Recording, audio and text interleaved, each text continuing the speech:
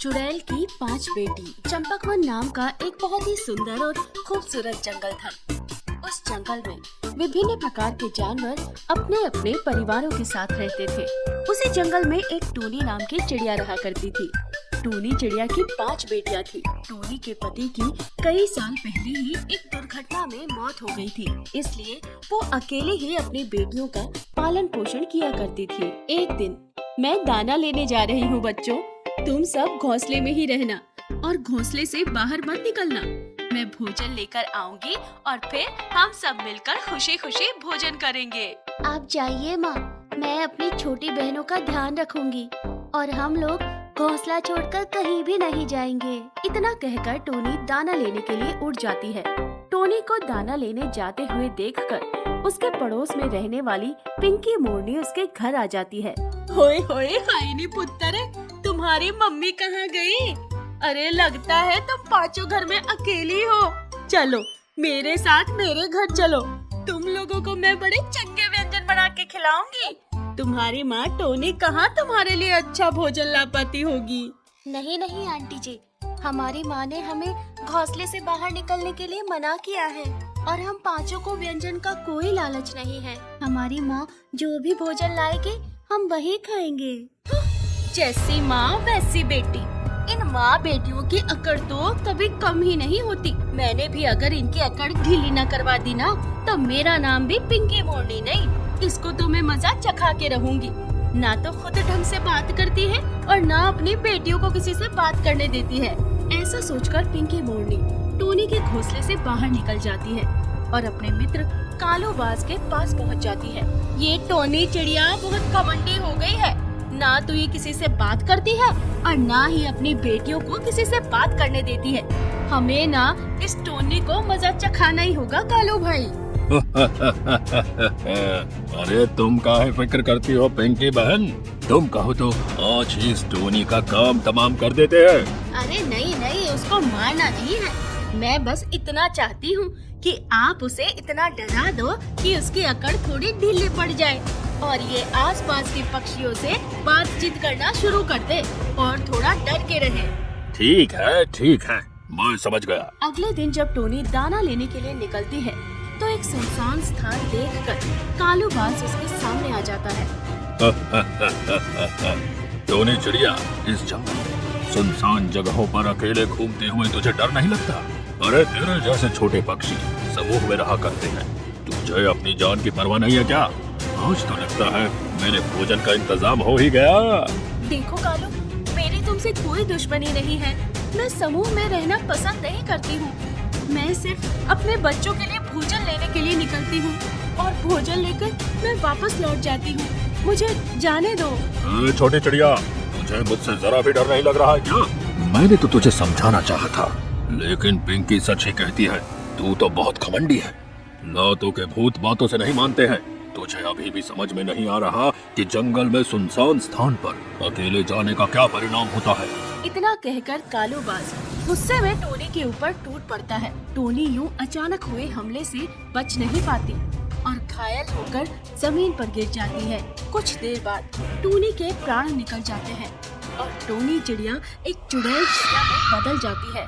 शाम घिर आती है पर टोनी घर पर वापस नहीं आती। पता नहीं आज माँ कहाँ रह गई। अब तक तो माँ को लौट आना चाहिए था। कहीं माँ किसी खतरे में तो नहीं है। देखो बहनों, तुम तीनों अभी बहुत छोटी हो।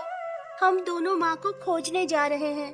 जब तक हम ना लौटे तुम तीनों घोंसले में ही रहना और चाहे कुछ भी हो जाए घोंसले से बाहर मत निकलना। अपनी छोटी बहनों को समझाकर दोनों बड़ी बेटियां माँ को खोजने के लिए निकल जाती हैं। कुछ देर बाद उन्हें कालू बाज एक पेड़ पर बैठा हुआ दिखाई देता है।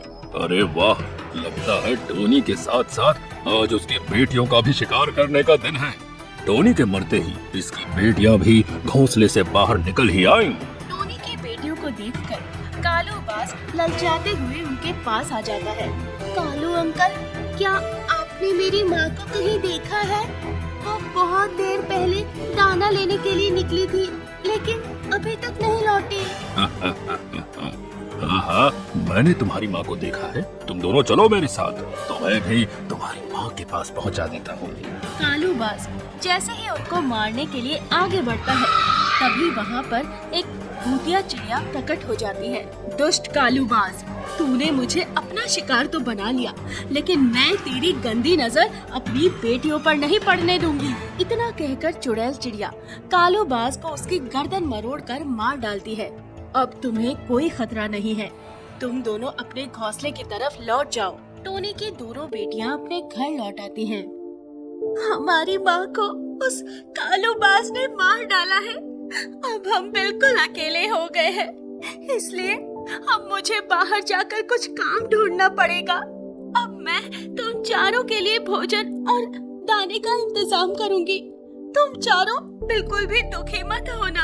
इतना कहकर टोनी की बड़ी बेटी काम की तलाश में बाहर निकल जाती है। कुछ देर बाद वो पिंकी के घर पहुंच जाती है। आंटी जी, आप तो हमें अक्सर अपने घर खाने के लिए बुलाती थी। हमारी माँ इस दुनिया में नहीं रही, क्या आप हमारी कुछ मदद कर सकती हैं? हमारी माँ को कालूबाज ने मार दिया है। हाँ, तुम माँ बेटी तो किसी से बात ही नहीं करती थी ना। और मैंने यहाँ कोई अनाथ आश्रम नहीं खोल रखा है। मेरा तुम पांचों बहनों से कोई मतलब नहीं है। तुम जाओ और कहीं और जाकर भीख मांगो। नहीं नहीं, मैं भीख नहीं मांग रही हूँ, मैं तो आपसे काम मांगने आई थी। टोनी की बेटी की बात सुनकर पिंकी मोरनी उसे धक्का देकर घर से बाहर निकाल देती है। तभी चुड़ैल चिड़िया वहाँ आ जाती है। दुष्ट पिंकी, तूने ही साजिश रच के मुझे मरवाया था। आखिर मैंने तुम्हारा क्या बिगाड़ा था? अब तुम मेरी बेटी के साथ इतना बुरा व्यवहार कर रही है। तुझे जीने का कोई हक नहीं है। आज मैं तुझे नहीं छोड़ूंगी। इतना कहकर चुड़ैल चिड़िया पिंकी मोरनी के ऊपर हमला कर देती है और उसका खून चूस कर उसको मार डालती है। अगले दिन टोनी की तीनों छोटी बेटियां नदी से पानी भरने जा रही होती हैं। तभी देखो, ये टोनी की बेटियां पानी भरने जा रही हैं। अरे अब तो इनको बचाने के लिए इनकी माँ भी नहीं है। चलो इन्हें परेशान करते हैं, बहुत मजा आएगा। ऐसा कहकर गट्टू कबूतर दोस्तों राजू तोता और पीकू कुआ के साथ उनके पानी के बर्तन नीचे गिरा देता है। ये क्या किया आपने? हमारा पानी का घड़ा क्यों तोड़ दिया? हम तीनों ने कितनी मेहनत से नदी में पानी भरकर ला रहे थे। हमने आपका क्या बिगाड़ा है? बिगाड़ा तो कुछ भी नहीं है, लेकिन तुम्हारे जैसे बिन माँ बाप की चिड़िया को परेशान करने का अलग ही मजा है। बिल्कुल सही कह रहे हो भाई, आज तो इनके पानी के बर्तन तोड़कर मजा ही आ गया। अब तो ये तीनों हमारा शिकार है। अब से हम रोज इनको ऐसे ही परेशान किया करेंगे। वाह वाह वाह। उन तीनों की बातें सुनकर टोनी की बेटियां बहुत घबरा जाती हैं और रोने लगती हैं। तभी वहाँ पर उनकी माँ चुड़ैल चिड़िया आ जाती है। तुम जंगलवासी जीने के लायक ही नहीं हो। जब तक तुम्हारे जैसे पक्षी मेरी बेटियों जैसे भोले भाले पक्षियों को सताते रहेंगे, मैं ऐसे ही एक एक करके तुम सबको मारती रहूंगी। इतना कहकर टोनी चिड़िया की आत्मा उन पर हमला कर देती है और एक एक करके उन तीनों को मार डालती है। घबराओ नहीं बच्चों, तुम्हारी माँ हमेशा तुम्हारे साथ है। जब भी कोई तुम्हें सताएगा, मैं उन्हें नहीं छोड़ूंगी। तभी टोनी की दोनों बड़ी बेटियां भी वहाँ आ जाती हैं। नहीं माँ, आप इस तरह से जंगल के सभी पक्षियों को नहीं मार सकती। माना कि आपके साथ बहुत बुरा हुआ है, लेकिन अगर आप भी उनके जैसे बन जाएंगे तो आप में और उनमें क्या फर्क रह जाएगा?